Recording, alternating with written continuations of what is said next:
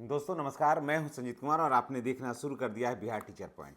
दोस्तों, सदन में क्या बातें हुई शिक्षकों की उम्र को लेकर के कि शिक्षक कितनी उम्र में रिटायर करेंगे, शिक्षकों का आयु 65 वर्ष होगा या नहीं होगा, समान काम समान वेतन मिलेगा शिक्षकों का या नहीं मिलेगा, प्रधान शिक्षकों का वेतन जो है वो शिक्षकों के समकक्ष या शिक्षकों से कम हो गया है, इसमें बातें क्या हुआ ये बताएंगे। और विशिष्ट शिक्षकों को समान काम समान वेतन, पहले का जो मुद्दा था, जैसे नियोजित शिक्षक थे लोग, तो वहाँ पर समान काम समान वेतन का मुद्दा जो फंस गया था, तो अब तो राजकर्मी बन गए हैं, तो समान काम के बदले समान वेतन होगा या नहीं होगा। इन सारे बातों का सदन में जो महत्वपूर्ण बिंदु पर जो चर्चा परिचर्चा हुई है, उसके संबंध में हम आपके समक्ष लेकर आए हैं। और क्या सदन में बातें हुई है ये हम लेकर के आपके पास आए हैं।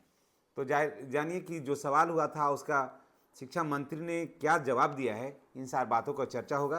तो चलिए, इससे पहले कि आगे का वीडियो हम दिखलाएंगे आपको, बताएं चैनल पर नए हैं तो चैनल को सब्सक्राइब करिए और बेल आइकन को दबाइए ताकि वीडियो का जो नोटिफिकेशन है दोस्तों वो आपको मिलता रहे।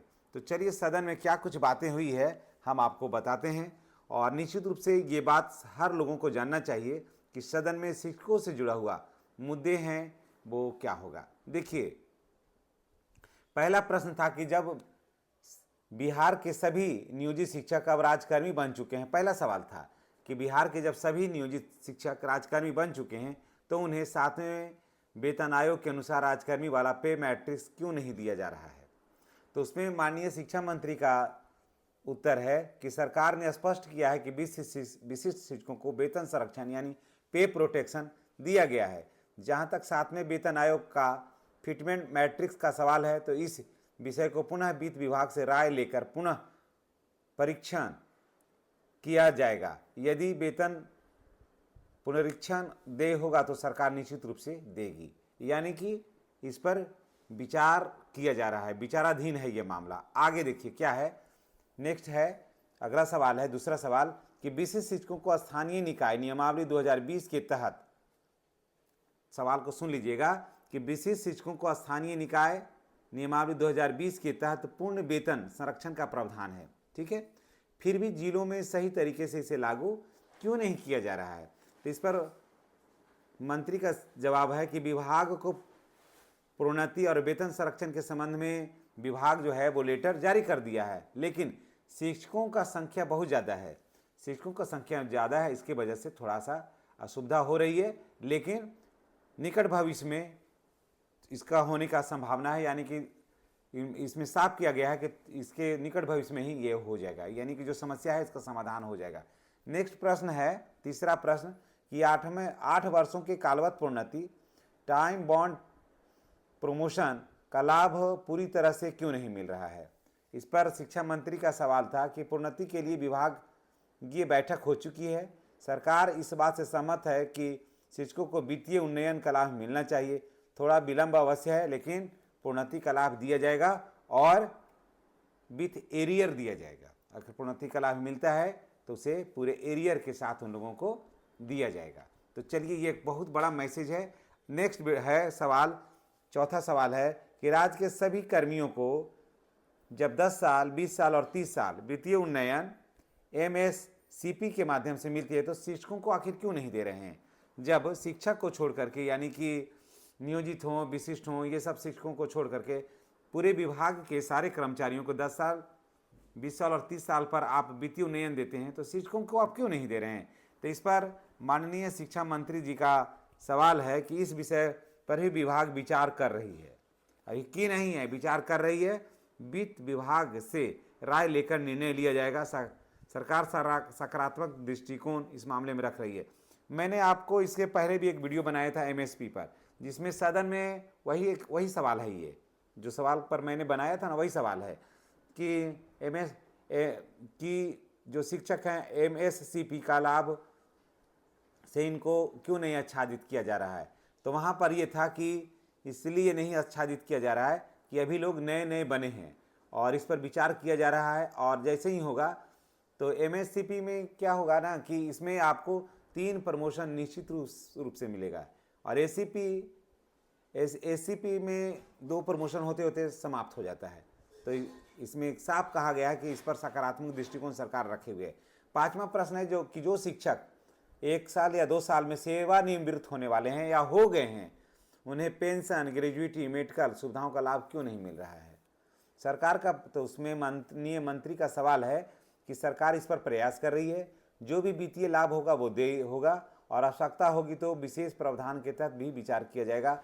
और जो रिटायर कर गए हैं तो जो यहाँ भी बढ़ेगा उसका लाभ उनको दिया जाएगा। ठीक है।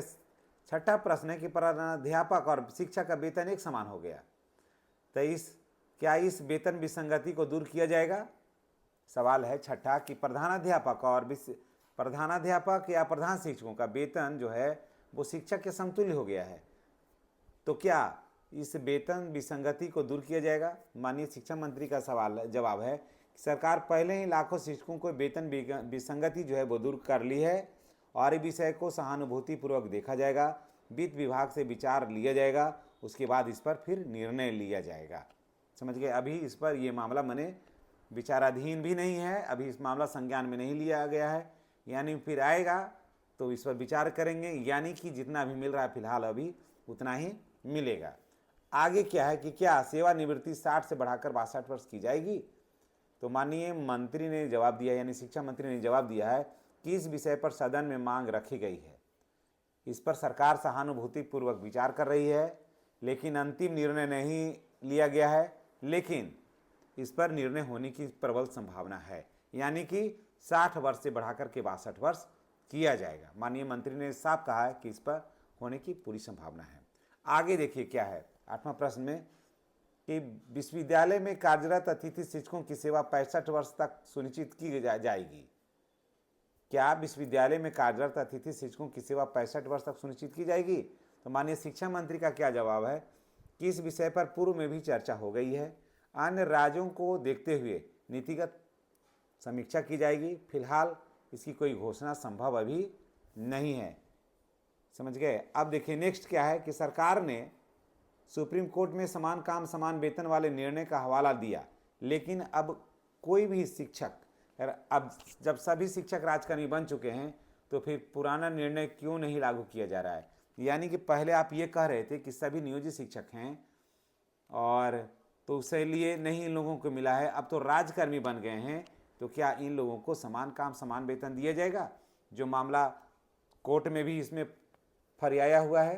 तो सरकार का कहना है कि पूर्व में जब शिक्षक पंचायती राज व्यवस्था के अधीन थे तब सुप्रीम कोर्ट ने समान काम समान वेतन को नकार दिया था, लेकिन अब जब राजकर्मी बन चुके हैं तो वर्तमान स्थिति की समीक्षा की जाएगी और वेतन संरचना में आवश्यकता हुई तो सुधार किया जाएगा और फिर इस पर सहानुभूतिपूर्वक विचार किया जाएगा। यानी कि इस मामले को काटा नहीं गया है, इस मामले को कहा गया है कि सहानुभूतिपूर्वक इस पर अब विचार हम करेंगे। पहले स्थानीय निकाय के शिक्षक थे तो वहाँ पर तो कोर्ट ने इनके मांग को नकार दिया था, लेकिन अब तो राजकर्मी बन गए हैं, तो इस पर हम लोग माने सरकार का कहना कि इस पर हम सहानुभूतिपूर्वक विचार करेंगे, यानी कि संभावना है, टूटा नहीं है।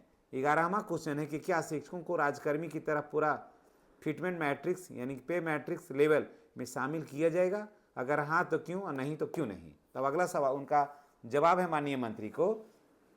माननीय मंत्री ने जवाब दिया है कि इस विषय को वित्त विभाग से राय लेकर पुनः परीक्षण किया जाएगा। समझ गए। पुनः परीक्षण किया जाएगा और सरकार ने आश्वासन दिया है कि जहां जो देय होगा वह दिया जाएगा। अंतिम निर्णय नहीं हुआ लेकिन मामला खुला हुआ है, यानी कि यस और नो में अभी मामला फंसा हुआ है, इस पर कोई सकारात्मक निर्णय अभी फिलहाल नहीं हुआ है, लेकिन इनकार भी नहीं किया जा सकता है, यानी कि ऑप्शन जो है वो खुला हुआ है। नेक्स्ट क्वेश्चन है कि 16 वर्षों को सेवा कर रहे बिहार के नियोजित शिक्षकों को अतिरिक्त आर्थिक लाभ क्यों नहीं दिया जा रहा है। तो माननीय मंत्री का जवाब है कि विभाग ने 8 वर्ष में प्रोन्नति देने की बात स्वीकार कर चुकी है और यदि 16 वर्ष या इससे अधिक सेवा हो चुकी है तो इस विषय पर भी समीक्षा संभव है और सरकार इस पर सकारात्मक संकेत दे रही है, देगी, और जो नियोजित शिक्षक बने हुए हैं उनको पूरा लाभ इनको दिया जाएगा।